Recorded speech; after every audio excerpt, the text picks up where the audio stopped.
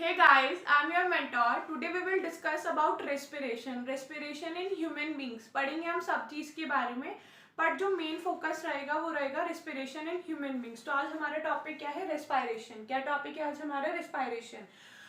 पहले हम लोग एनसीईआरटी का लाइन टू लाइन जैसे हम लोग अब तक पढ़ते हैं अपनी सारी वीडियोस में, एनसीईआरटी की line to line, after that उसके notes, after that we will discuss some questions about that. ठीक है, तो सब लोग अपनी अपनी एनसीईआरटी लेके बैठे मेरे साथ and read each and every line of NCERT. So let's start. Page number 101, respiration.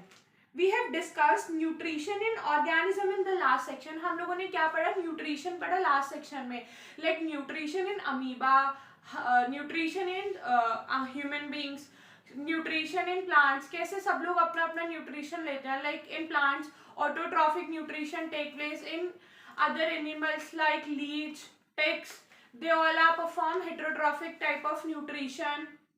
अलग अलग different different type of nutrition पढ़े. लाइक हम लोगों ने एक सेप्रोफाइटिक न्यूट्रिशन भी पढ़ा था. सेप्रोफाइटिक न्यूट्रिशन पढ़ा था लाइक जो डेड ऑर्गेनिज्म पे अपना फूड इनटेक करे. फॉर एग्जाम्पल फंगाई वो सेप्रोफाइटिक न्यूट्रिशन के एग्जाम्पल आ गया था. हमने ऑटोट्रॉफिक पढ़ा, हेटेरोट्रॉफिक हमने पढ़ा nutrition in different different organism पढ़ा हम लोगों ने कि अमीबा अपने सीडोपोडिया बनाकर लाइक फोल्स फूड बनाकर अपना फूड इनटेक करता है. पैरामीशियम अपना फूड इनटेक कैसे करता है? With the help of cilia. Human being अपना न्यूट्रिशन को कैसे इनटेक करता है? Like through mouth, then oesophagus, then stomach, then in small intestine, then large intestine, and after that in the anus, and removal of the body, removal of waste product from the body. That process is known as excretion. वो भी हम later chapter में discuss करेंगे about that. What is excretion? Which organism perform excretion? What is the unit of excretion? सब लोग हम लोग we will discuss about that in the next section, in the next video. तो आज हम लोगों का मेन टॉपिक क्या है? respiration. सो एनसीईआरटी में अगले use in the cell to provide energy for various life processes. इसका प्रोसेस क्या था? एनर्जी प्रोवाइड करना. Energy in the sense of कि मैक्रो मॉलिक्यूल का माइक्रो मॉलिक्यूल में ब्रेक डाउन होना, और जो नेसेसरी एनर्जी है, जो जिस टाइम हम लोगों को नेसेसरी एनर्जी की नीड है उस टाइम हमारी बॉडी वहां से एनर्जी इनटेक कर लेगी. लाइक प्लांट के बॉडी में वो स्टार्च के फॉर्म में स्टोर था, ह्यूमन बॉडी में वो ग्लाइकोजन की फॉर्म में स्टोर था, और एनर्जी वो इनटेक कर लेगा. जब भी सेल को नीड होगी तो एनर्जी वो इनटेक कर लेगा वहां से. Like macro break down into the micro molecules and energy will intake by the cell, by any cell, by any tissue, by any organ. कोई भी चीज अपना जिसको भी एनर्जी की नीड होगी. लाइक हम लोगों ने हायरार्ची तो देखी है, cell, tissue, organ, organism. Like cell, group of cell is called tissue, group of cell is what? Tissue. Group of tissue is called organs, and after that organism. बहुत सारे organ का एक साइड कॉम्बिनेशन होके, बहुत सारे organism एक तरफ combine होके क्या बना जाते हैं? ऑर्गेनिज्म बना देते हैं. Diverse organism do this in different way. अलग अलग ऑर्गेनिज्म का अलग अलग फंक्शन होता है, करने का तरीका क्या होता है. लाइक कुछ ऑर्गेनिज्म, कुछ सम ऑर्गेनिज्म न्यूट्रिशन कैसे कर रहे हैं? By autotrophic mode of nutrition, some by heterotrophic mode of nutrition, some by saprophytic mode of nutrition. Some use oxygen to break down glucose completely into the carbon dioxide and water. हमने एक equation पढ़ी थी, that is CO2 plus H2O form C6H12O2 plus water and plus oxygen. हम लोगों ने ये equation पढ़ी थी अपनी कि हम लोग कुछ पूरा का पूरा CO2 को कंज्यूम करके उसको ग्लूकोज की फॉर्म में चेंज कर देते हैं. And some use other pathway that do not involve oxygen. कुछ ऐसे भी होते हैं like anaerobic. One is the aerobic and other is the anaerobic. ये दो टर्म मैं आपको एग्जैक्ट डेफिनेशन भी प्रोवाइड करूंगी, और what is that, what is anaerobic और व्हाट इज एरोबिक, ये भी हम लोग डिस्कस करने वाले हैं. अभी जस्ट मैंने आपको रेफरेंस के लिए बोल दिया, जो ऑक्सीजन को यूज कर रहे हैं दैट आर एरोबिक, और जो ऑक्सीजन को नहीं यूज कर रहे that are anaerobic. In all cases the first step is the break down of glucose. सब स्टेप्स में सबसे पहला स्टेप क्या होगा? ग्लूकोज का ब्रेक डाउन. लाइक हम लोगों ने फोटोसिंथेसिस करके, प्लांट ने फोटोसिंथेसिस करके ग्लूकोज का फॉर्मेशन किया, बट तब उसे नीड होगी वो ग्लूकोज को, लाइक स्टार्च को तोड़ेगा तो है डेफिनेटली, ये अब तोड़ेगा और एनर्जी को गेन करेगा. A 6 molecule carbon C6H12O6, that is 6 carbon glucose glucose, like जो हम लोगों ने फॉर्मूला देखा था C6H12O6, तो ये कितने कार्बन का है? 6 कार्बन का। ये एनसीईआरटी ने बताया 6 carbon molecule, that is glucose. breakdown of glucose, a 6 carbon molecule into the 3 carbon molecule। ये क्या करता है इस प्रोसेस में? वो 3 कार्बन मॉलिक्यूल में तोड़ देता है। 3 कार्बन मॉलिक्यूल कॉल्ड पायरुवेट। क्या बन जाता है? पायरुवेट बन जाता है। यहाँ पे सिर्फ रेफरेंस के लिए पढ़ने वाले हैं हम लोग। आप लोग जब अपना 11th में विजिट करेंगे, इफ सम स्टूडेंट, किसी ने भी स्टूडेंट ने बायो ली है, बायो लेगा, वो समझ जाएगा इजीली कि पायरुवेट कैसे हुआ, कहाँ से आया 3 कार्बन मॉलिक्यूल्स। वहां पे हम लोग पूरा ईएमपी पाथवे पढ़ते हैं, उसमें देखते हैं ग्लूकोज का ब्रेक डाउन हो रहा होता है। एट लास्ट 11 स्टेप्स का प्रोसेस होता है अकॉर्डिंग टू द एनसीईआरटी, और लास्ट में वो पायरुवेट का फॉर्मेशन करता है 3 carbon. This one is a 6 carbon and this one is the 3 carbon molecule. NCERT आगे क्या बोल रही है हम लोगों को? May be converted into ethanol and carbon dioxide. वो शायद या तो पायरुवेट में या इथेनॉल में या हम लोगों को carbon dioxide. This process take place in yeast during fermentation. This process is taken yeast during fermentation. एक हम लोगों ने पढ़ा आज aerobic, next one is the anaerobic, next one is what? Anaerobic. अगला हम लोगों ने एक टर्म पढ़ा फर्मेंटेशन। क्या टर्म पढ़ा हम लोगों ने? फर्मेंटेशन। फर्मेंटेशन आप लोग नॉर्मल लाइफ में भी सुनते रहते होंगे। लाइक हम लोगों ने पिज्जा का डो बनाना है, उसमें हमने थोड़ा सा यीस्ट मिला दिया, वो डो फर्मेंट हो गया, उसमें CO2 रिलीज आउट हो गया। जो बबल का फॉर्मेशन होता है that is the CO2 formation in the dough. तो वो प्रोसेस क्या होता है? Just simply fermentation. एनारोबिक, जिसमें हम लोग ऑक्सीजन का यूज नहीं करते, और aerobic process is that in which we use the oxygen. So there are 3 terms. One is aerobic, another is anaerobic, and next one is the fermentation. There is a minor difference between these 3 terms. One is aerobic, another is anaerobic, another is fermentation. Aerobic में हम लोग oxygen का use करते हैं, while in the anaerobic process हम लोग oxygen का use नहीं करते। फर्मेंटेशन में हम लोग क्या कर रहे होते हैं? होता लाइक प्रोसेस एनारोबिक टाइप ही प्रोसेस है, बट उसमें क्या होता है? हम लोग डो फॉर्मेशन में, लाइक हम लोगों को किसी भी चीज को हम लोगों को फुलाना है, मतलब पफीनेस प्रोवाइड करना है, उस प्रोसेस में फर्मेंटेशन यूज होता है। और ये प्रोसेस कौन करता है? यीस्ट करता है अपने अंदर। Example of fungi, an example of fungi. तो ये क्या है? फर्मेंटेशन कौन परफॉर्म कर रहा है? यीस्ट परफॉर्म कर रहा है। कौन परफॉर्म कर रहा है? Yeast, a type of fungi, an example of fungi. क्या स्टेप परफॉर्म कर रहा है? फर्मेंटेशन परफॉर्म कर रहा है। पिज्जा का डो बनाने में, उसको पफीनेस प्रोवाइड करने में we use the yeast. NCERT में ही आपकी एग्जांपल मेंशन है यीस्ट का। After that, since this process take place in the absence of air, that is oxygen. मैंने आपको जस्ट अभी हाईलाइट किया, it is a part of anaerobic respiration, but हम लोगों ने इसको जस्ट थोड़ा सा रीडिफाइन करने के लिए हम लोगों ने एक स्पेसिफिक नाम दे दिया, that is fermentation, which is done in the yeast. Yeast is an example of what? Fungi.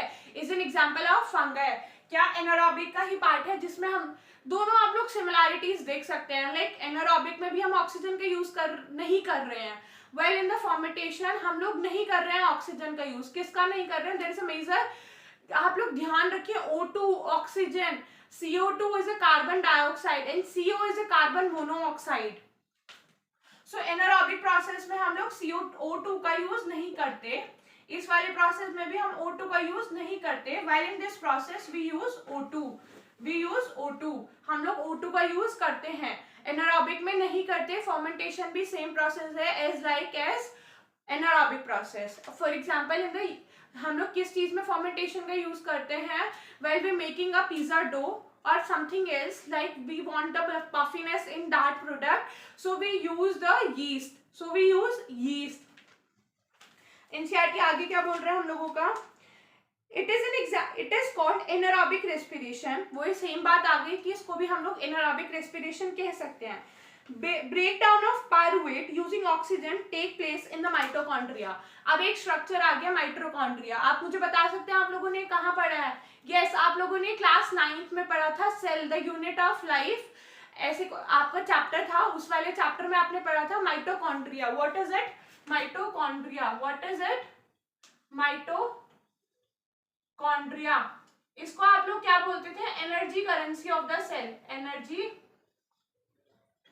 Currency of the cell. क्या बोलते थे? Energy currency of the cell. जहां से हम लोगों को किसका फॉर्मेशन मिलता था? एटीपी का फॉर्मेशन मिलता था. किसका फॉर्मेशन मिलता था आपको? यहाँ से हम लोगों को एटीपी का फॉर्मेशन मिलता था. इसके अंदर क्या होता था? पायरुवेट ऑक्सीजन की हेल्प से आगे के फर्दर प्रोसेस कर रहा होता है. वो प्रोसेस किसके अंदर होता है? हम लोगों के माइटोकॉन्ड्रिया के अंदर होते हैं. और ये क्या है? Energy currency of the cell. इसका स्ट्रक्चर भी मैं थोड़ा बना के दिखा देती हूँ आपको. क्या इसका एग्जैक्टली स्ट्रक्चर था? इसका स्ट्रक्चर कुछ इस टाइप का था. कैसा था इसका स्ट्रक्चर? कुछ इस टाइप का आप लोगों ने स्ट्रक्चर देखा था अपनी एनसीईआरटी में. किसका स्ट्रक्चर बता रही हूँ मैं आपको? माइटोकॉन्ड्रिया का. It is an energy currency of a cell. Energy, it is energy currency. It provide the energy in the form of ATP, adenosine triphosphate. adenosine triphosphate. आप लोग अभी हम लोग आगे देखते हैं एग्जैक्टली हम लोगों का क्या होता है. अब तक तो हमने ये देखा जस्ट पायरुवेट तब ऑक्सीजन की हेल्प से आगे का प्रोसेस करेगा. वो प्रोसेस किसके अंदर होगा? माइटोकॉन्ड्रिया. अब तक हम लोगों ने एक बार रिवाइज कर लेते हैं. हम लोगों ने क्या क्या पढ़ा है? Aerobic respiration, anaerobic respiration and fermentation. हम लोगों ने माइटोकॉन्ड्रिया एक टर्म पढ़ा है जो energy currency of the cell है. हम लोगों को एनर्जी किसके फॉर्म में प्रोवाइड करता है? एटीपी की फॉर्मेशन में प्रोवाइड करता है. एटीपी की फॉर्म में प्रोवाइड करता है. ATP one is ADP and one is ATP. ATP is adenosine triphosphate. adenosine triphosphate मैं exactly full form मेंशन कर देती हूँ. एडिनोसिन कल हम लोग पूरा लिखने वाले हैं बट आज आप अच्छी तरह से समझ लें. ट्राइफॉस्फेट. इसमें 3 फॉस्फेट के वो मतलब फॉस्फेट क्या होता है? 3 नंबर होते हैं. That is why adenosine triphosphate. adenosine triphosphate. This process break up the 3 carbon pyruvate molecule to give 3 molecule of CO2. क्या होता है? अभी हम लोगों ने जस्ट सिंपली पढ़ा C6H12O6. It is a 6 carbon molecule. It is a 6 carbon molecule. ये break down हुआ 3 कार्बन पायरुवेट में. 3 कार्बन पायरुवेट में. आफ्टर दैट हम लोगों को क्या मिले? 3 molecule of CO2. 3 molecule of CO2. अभी मैंने यहाँ लिखा 3 कार्बन मॉलिक्यूल. मतलब ये इसके कितने वो थे? 6 इन नंबर. आफ्टर दैट मैंने 3 कार्बन जो इसमें इसका जो फॉर्मूला होने वाला है उसमें कितने नंबर है? 3 कार्बन के नंबर हैं. बट मैंने यहाँ लिखा 3 molecule of CO2. मतलब कैसे मिला है? CO2 plus CO2 plus CO2. Yes, हम लोगों को ऐसे मिला है. ये कार्बन के नंबर बता रही हूं मैं आपको. यहाँ पर भी पायरुवेट में भी ग्लूकोज में भी. बट जो हम लोगों को CO2 मिला है वो 3 मॉलिक्यूल मिला है. मतलब 3 मोल मिले हैं हम लोगों को. किसके? कार्बन डाइऑक्साइड के. आगे एनसीईआरटी क्या बोल रहे हैं हम लोग? What is water. और हमें इसके साथ क्या मिल रहा है? वाटर मिल रहा है. Since this process take place in the presence of oxygen, it is called aerobic process. Aerobic respiration. Just वही अभी टर्म हम लोगों ने पढ़ी थी. That is aerobic respiration. ये किसकी प्रेजेंस में होता है? ऑक्सीजन की प्रेजेंस में. तब तक ऑक्सीजन की प्रेजेंस नहीं होगी तब तक एरोबिक रेस्पिरेशन नहीं हो सकता. अब बिग नो कि आपको नहीं हो सकता. कौन सा प्रोसेस? Aerobic process. हम लोगों ने जस्ट इसके सामने एन लगा दिया. An aerobic. तो ये क्या है? ऑक्सीजन की एब्सेंस में होगा. ऑक्सीजन की एब्सेंस में होगा. ठीक है, समझ आ रहा है? अभी हम लोगों ने क्या पढ़ा? ये प्रोसेस तब ऑक्सीजन की प्रेजेंस में होगा. लाइक हम लोग ऑक्सीजन एयर से लेते हैं, उसकी प्रेजेंस में तब ये प्रोसेस होगा. That process is aerobic respiration. अगले हम लोग क्या पढ़ने वाले हैं? About anaerobic respiration. The release of the energy in the aerobic process is lot greater than in the anaerobic process. जितना हम लोगों को एनारोबिक प्रोसेस में एनर्जी का गेन होता है उससे कहीं ज्यादा. अगर इतना गेन उसमें हो रहा है किसमें? एनारोबिक में. तो इतना गेन किसमें होगा? एरोबिक प्रोसेस में. एनर्जी का गेन हम लोगों को. हम लोगों ने अब तक 2 डिफरेंस पढ़ लिए between aerobic and anaerobic. One कि ऑक्सीजन के प्रेजेंस में होता है एरोबिक प्रोसेस और anaerobic in the absence of oxygen. Lots of energy हम लोगों को एरोबिक प्रोसेस में मिलती है और उससे बहुत कम किस में मिलती है हम लोगों को, एनारोबिक प्रोसेस में। The release of energy in this anaerobic process is a lot greater than in the anaerobic process. Sometimes when there is a lack of oxygen in our muscle cell, another pathway for the breakdown of pyruvate is taken.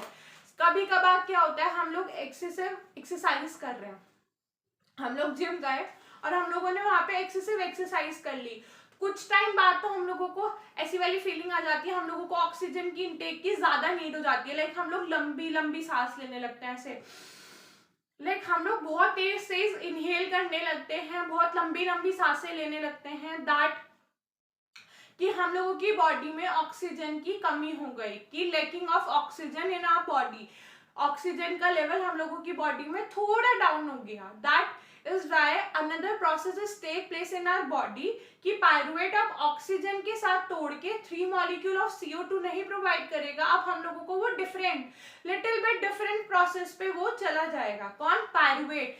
ये process तो होगा कि carbon dioxide मतलब जो ये 6 molecule of carbon है वो 3 molecule of carbon में टूट जाएगा in the form of pyruvate. But आगे का प्रोसेस, फर्दर प्रोसेस ये वाला नहीं परफॉर्म होने वाला है, तब हम लोगों की बॉडी एक्सेसिव एक्सरसाइज में चली जाती है। Another pathway for the breakdown of pyruvate is taken. Here the pyruvate is converted into lactic acid which is also a 3 carbon molecule. होता वो भी 3 कार्बन मॉलिक्यूल ही है, बट वो लैक्टिक एसिड हो जाता है। अब इसकी जगह क्या हो जाता है, वहां पर लैक्टिक एसिड हो जाता है। क्या हो जाता है? Lactic acid. When the body goes in excessive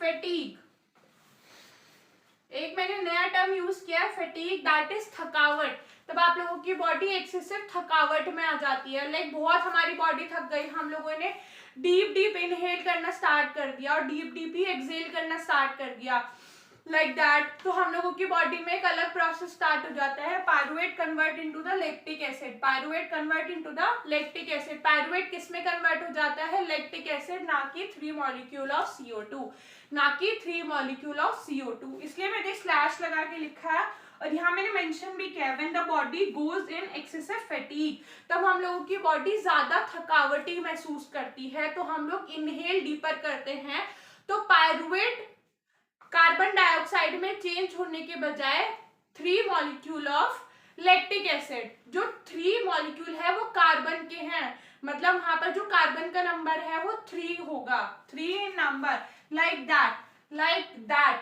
ना कि इस तरह से। यहाँ पर 3 मोल ऑफ CO2 मिल रहे हैं हम लोगों को। This build of lactic acid in our muscles during sudden activity causes cramp. जो हमारी बॉडी में एक्शन हो जाती है ना, लाइक हम लोग कहते हैं हमारी मसल्स क्रैम्प हो गई, हम लोगों की मसल्स में ट्विस्ट आ गया, उसका जो मेन रीजन है वो यही है, because of the formation of lactic acid. When the lactic acid form in our body during excessive fatigue, then हमारी जो मसल्स होती है वो क्रैम्प हो जाती है, क्रैम्प लाइक दैट, ट्विस्ट हो जाती है। अगर मैं इस बुक को ही लूं और इसको जस्ट मैं ट्विस्ट करना स्टार्ट कर दूं, दैट इज क्रैम्प, जो हम लोग कहते हैं मोच आ गई। जनरल लैंग्वेज में हम लोग क्या यूज करते हैं इसके लिए टर्म, मोच आ गई हम लोगों के पैर में। वो हम लोग एक्सेसिव फैटीग हम लोगों की बॉडी में हो जाता है, उसकी वजह से क्या हो जाता है, हमारी बॉडी में लैक्टिक एसिड का एक्यूमुलेशन स्टार्ट हो जाता है, बिकॉज ऑफ दैट मसल्स क्या हो जाती है, क्रैम्प हो जाती है। आगे आपकी एनसीईआरटी में एक flow breakdown of glucose by various part provide किया है, फ्लो चार्ट टाइप। मैं जस्ट सिंपली उसको यहाँ पर बना भी देती हूँ, प्लस वो फ्लो चार्ट में आप लोगों को वीडियो में ही प्रोवाइड कर दूंगी, आप लोग देख सकते हैं, आप लोग इजीली उसको समझ भी सकते हैं। मैं यहाँ पे समझाने वाली हूँ, वो एग्जैक्टली फ्लो चार्ट में आपको प्रोवाइड भी कर दूंगी, बट अभी मैं थोड़ा रेफरेंस के टाइप से यहाँ पर बना देती हूँ, that is why. I am sure ये सब आपने नोट कर लिया होगा. सो अभी हम लोग वो फ्लो चार्ट देख लेते हैं. व्हाट एग्जैक्टली वो फ्लो चार्ट हम लोगों को कहना क्या चाहता है. एनसीईआरटी की हर एक लाइन, हर एक वर्ड हमसे कुछ कहना चाहता है, जिसके बिहाफ पर, जिसके पॉइंट ऑफ व्यू से टीचर क्वेश्चन बना लेते हैं. वो फ्लो चार्ट है क्या. सबसे पहले आ गया ग्लूकोज. सबसे पहले क्या आ गया? Glucose, a 6 carbon molecule. वो गया साइटोप्लाज्म में. इन आई एम श्योर ये सब वर्ड आपको पता होगा, आप लोगों ने क्लास 9th में पढ़ लिया होगा about cytoplasm. It is a matrix, it is a fluid which is present in a cell. Like कि हम लोगों की सेल हो गई जो यहाँ पर फ्लूइड होगा, other than the organelle, that is cytoplasm. A main arena, main arena क्या है? साइटोप्लाज्म है, जहां पर सारी सेलुलर एक्टिविटीज परफॉर्म होती है. ग्लूकोज साइटोप्लाज्म में गया, पायरुवेट में फॉर्म हो गया. Pyruvate, it is a 3 carbon molecule. It is a 3 carbon molecule. Just मैंने शॉर्ट फॉर्म में लिख दिया. आफ्टर दैट क्या हो रहा है? ये 3 पार्ट में जाएगा.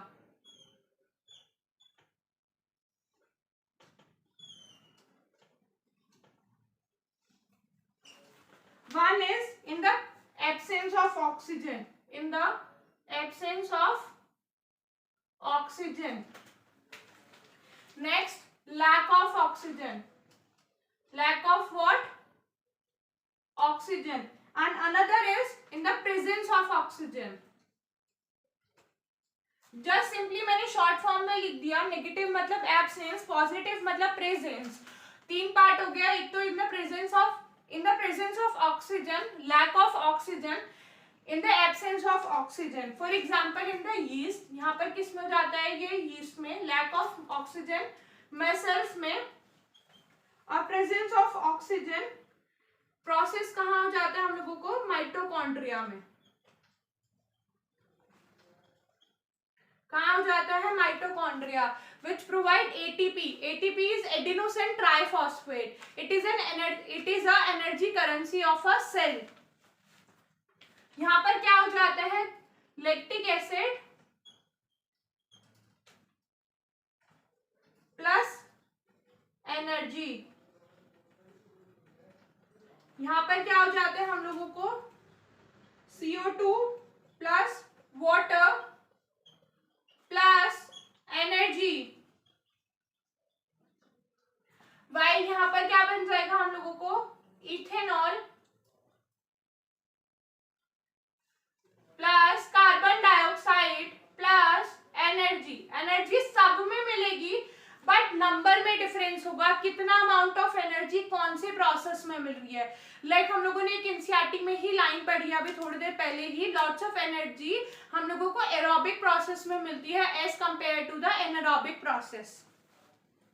ये जस्ट सिंपल एक फ्लो चार्ट प्रोवाइड किया गया आपकी एनसीईआरटी में.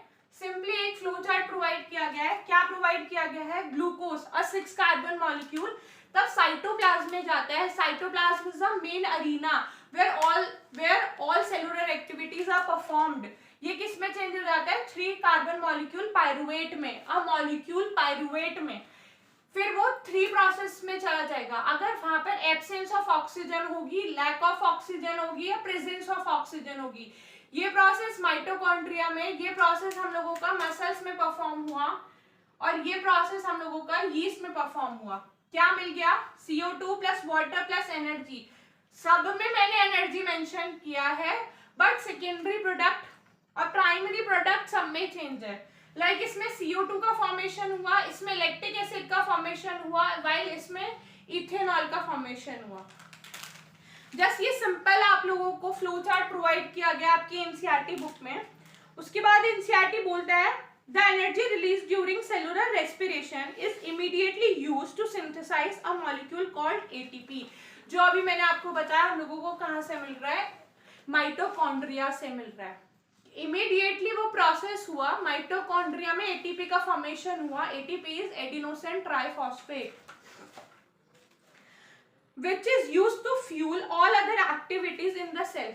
और सेल को फ्यूल की तरह मिल गया। लाइक स्कूटी, हम लोगों के पास बाइक है, कोई भी इंजन है, हमने फ्यूल डाला और उसे एक्टिव कर दिया, वो एक्टिवेट हो जाएगा इजीली, बट उसमें फ्यूल ही कम है, आप उसे एक्टिवेट करे जा रहे, जनरेटर का पंप घुमाए जा रहे, इट इज नॉट पॉसिबल कि वो एक्टिवेट हो जाएगा, बट तब उसके अंदर फ्यूल हो जाएगा ऑटोमेटिकली। आप एक डंडा घुमाओगे, 2 बार घुमाओगे, वो ऑटोमेटिकली तीसरे पे स्टार्ट होगा ही होगा, क्योंकि उसके अंदर फ्यूल आ गया।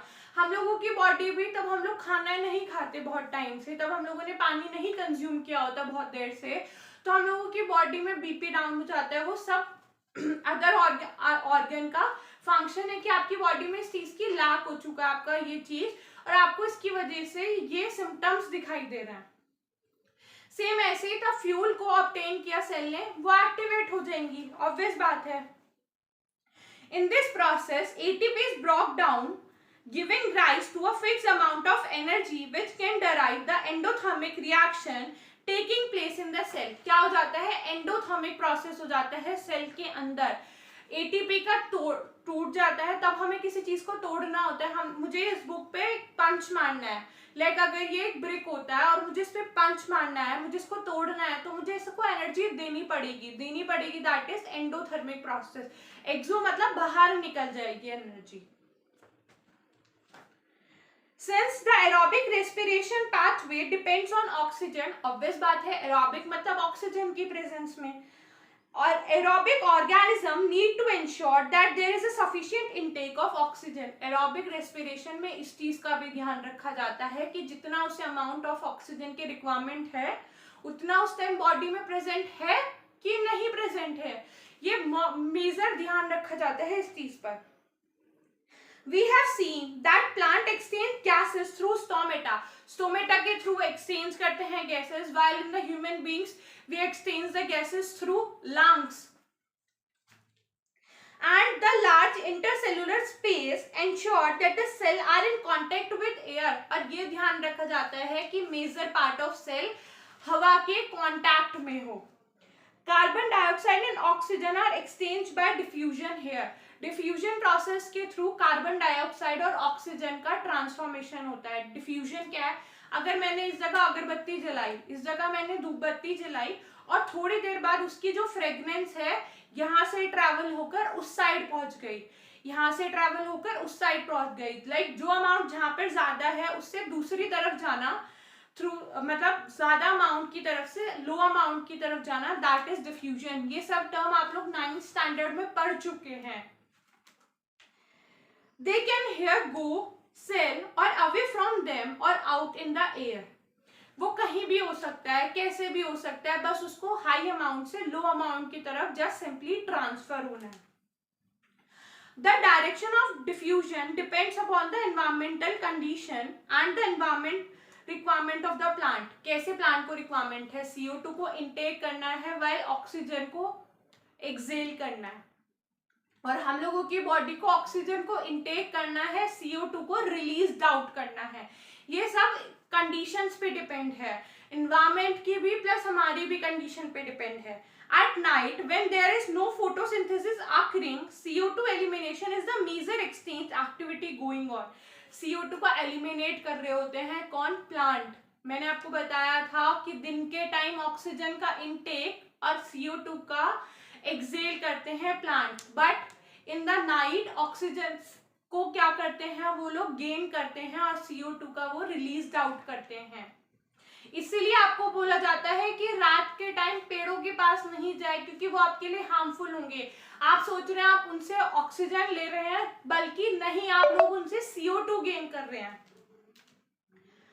During the day CO2 generated during respiration is used by for the photosynthesis. Photosynthesis process के लिए यूज किया जाता है, hence there is no CO2 release. Photosynthesis की वजह से आप लोगों ने एक प्रोसेस, मैंने वीडियो में पूरा एक्सप्लेन किया हुआ है आपको अबाउट फोटोसिंथेसिस, मैं उसका लिंक आपको डिस्क्रिप्शन बॉक्स में भी प्रोवाइड कर दूंगी कि हम लोगों ने फोटोसिंथेसिस के बारे में क्या क्या पढ़ा था। इसी वजह से वो CO2 का तो इनटेक कर रहे होते हैं और ऑक्सीजन को रिलीज आउट कर रहे हैं। इसलिए बोला जाता है दिन के टाइम आप पेड़ों के पास जितना जा सकें, जितना आप उनके पास जाके नजदीक जाकर बैठ जाए उतना अच्छा है, क्योंकि आपको ऑक्सीजन ही मिलने वाली है। Instead oxygen release in the major event at this time, और इस टाइम पर ऑक्सीजन का मेजर एक्सचेंज हो रहा होता है। CO2 को ले लिया जाता है, ऑक्सीजन को छोड़ दिया जाता है।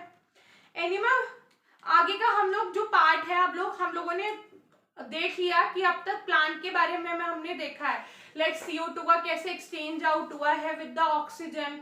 दिन के टाइम CO2 का इनटेक हो रहा है, ऑक्सीजन का रिलीज आउट हो रहा है, और ड्यूरिंग नाइट क्या हो रहा है, जस्ट अपोजिट, जस्ट वाइसी वर्सा हो रहा है कि ऑक्सीजन का रिलीज इनटेक हो रहा है वाइल CO2 का रिलीज आउट हो रहा है। अब हम लोग सेम प्रोसेस एनिमल में भी पढ़ने वाले हैं। ये वाला जस्ट फ्लो चार्ट हम लोगों ने देख लिया, इसका मैं एक पिक्चर भी आप लोगों को एग्जैक्टली प्रोवाइड कर दूंगी, बट मुझे लग नहीं रहा है नीड है, क्योंकि मैंने एकदम नीट एंड क्लीन आपको फ्लो चार्ट प्रोवाइड कर दिया है as like in the NCERT book, आपकी जो टेक्स्ट बुक में है। सिमिलरली मैंने यहाँ पर आपको प्रोवाइड कर दिया है। हम लोग कल एनिमल के बारे में respiration, animal in respiration, respiration in animal, कुछ भी कह सकते हैं, हम लोग वो कल डिस्कस करने वाले हैं। आज हम लोगों ने प्लांट इन रेस्पिरेशन अपना कंप्लीट कर दिया है। So bye bye guys, please continue with me, like, share and subscribe. Bye bye.